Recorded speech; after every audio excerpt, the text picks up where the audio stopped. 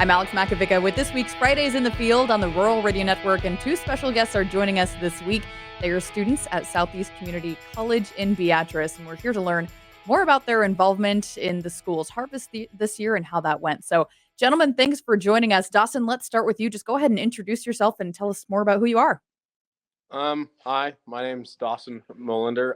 I grew up in Imperial, Nebraska on a 1,600-acre farm. We do row crop of corn, wheat, and soybeans.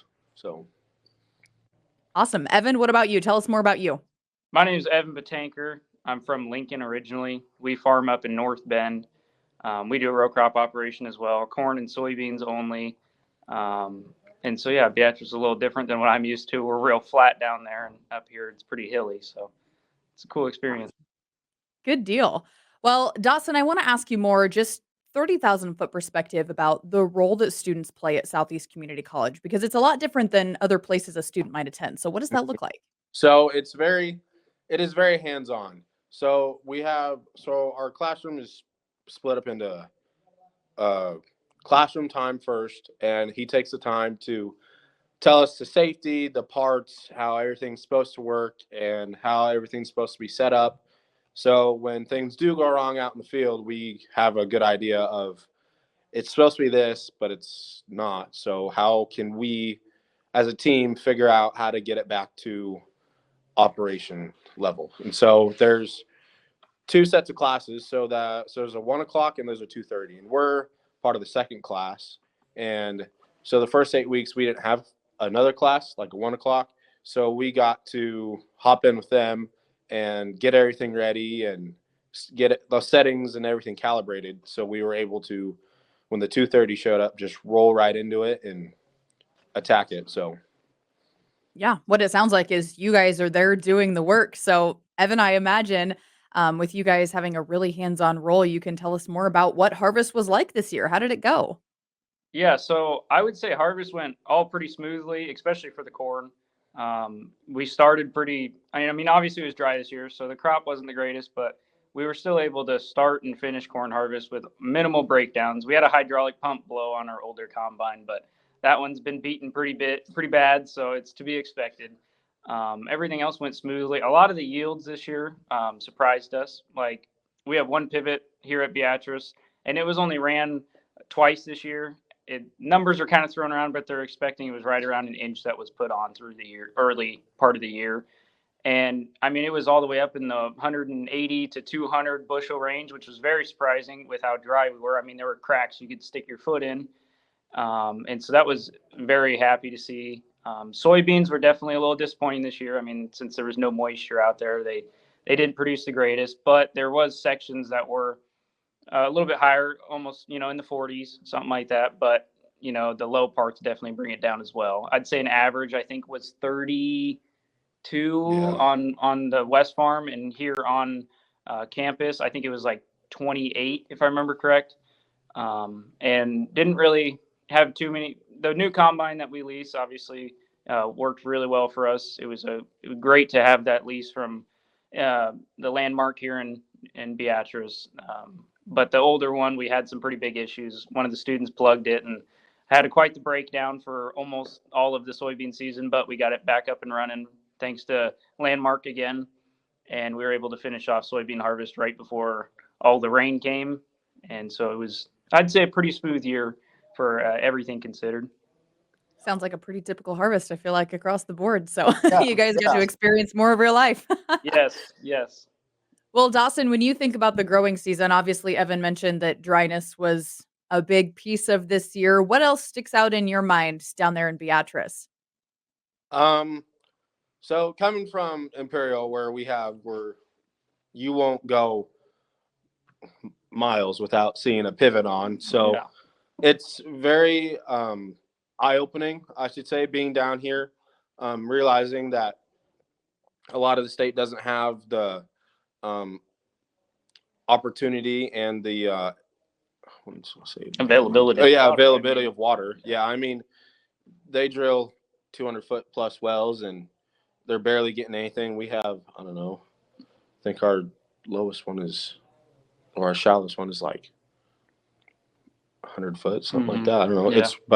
Wow. Yeah, it's just kind of eye opening to realize just how different it is, even just across the state. So much less different states. So, but yeah, just that inch of water that we put on our irrigated quarter, something like that. Yeah.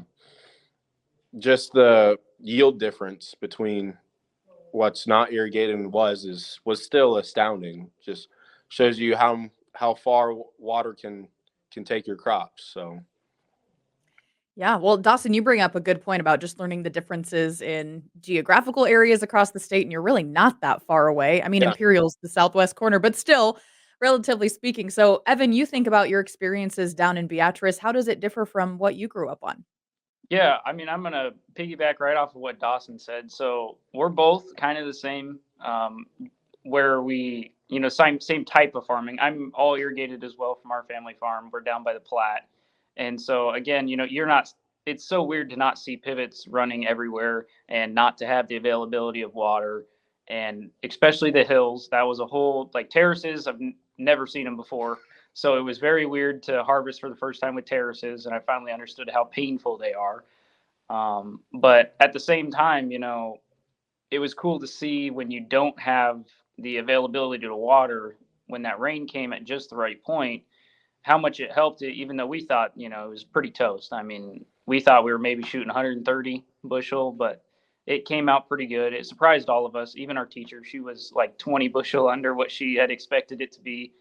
So yeah, I mean, just like geographically, it's totally different down here, and I'm only 2 hours straight north of here, so it was just, I commute every day, so just going from Beatrice to Lincoln, and I could every 10 minutes, if you were to look out the window, you'd see a different stage of how much wetter it was towards the middle of the year. Like Lincoln, we got a really big rain, and it completely missed Beatrice right at the beginning of July. I think it was July 2nd that we got like 4 inches of rain, and it was just crazy to see my drive every day. I was like, wow, as soon as you get barely south of Lincoln, it's just everything dried up. And so it was, it was just really, it was different to see. And it was cool to also use some different equipment that I'm not so used to. Since we both work here for the college, helping out, setting everything up, washing everything. It was cool to get some older equipment that I haven't worked with before and learn a lot of different ways and systems that this place runs compared to ours. And so a lot of comparison. That's awesome. Well, I want to be respectful of your guys' time, but as we round out, Dawson, tell me more about what you're studying in school right now and what you hope to do after you graduate. So I'm a diversified major right now. We are on the back stretch Yeah, of the school year. So I will be graduating in the spring, and then from there on, I will start my internship. We're still up in the air about that. Yeah, might go home.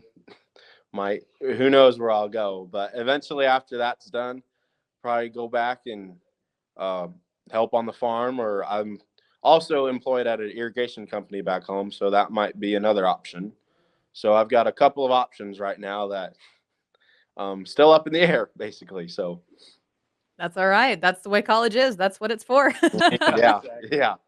Evan, what about you? Tell me more about your education path and what you hope to do.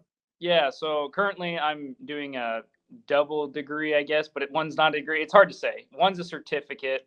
That'd be the precision agronomy or precision ag. And then I'm doing a degree in agronomy. I'll be graduating this spring with Dawson as well. Currently looking for an internship. I want to go out of state since I already know I'm going to live in Nebraska. I don't want to go anywhere else. So I figured I might as well branch my wings out and go somewhere that I'm a little more uncomfortable with. So I want to go to like the Illinois, Indiana, Michigan, Minnesota, the big corn growing states, and try and be an agronomist or do something along those lines, maybe a little bit more on the research side as well. And then once I come back, my family already told me, they're like, we're kicking you out for a few years. You can't come back just yet. So go find something to do, learn some new things. Luckily, I had already had that in my head, so it wasn't too big of a hit.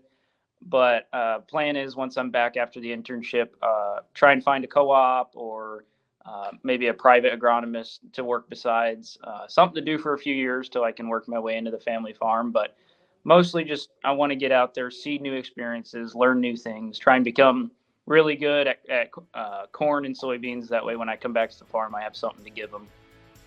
But yeah, I'll be doing that here comes soon before I know it. Very good. Well, best of luck to the both of you. Thanks again for making time. I know you are in school today, so I appreciate what you give us. Thank you. Yeah. No, thank you for having us. Much. Yeah.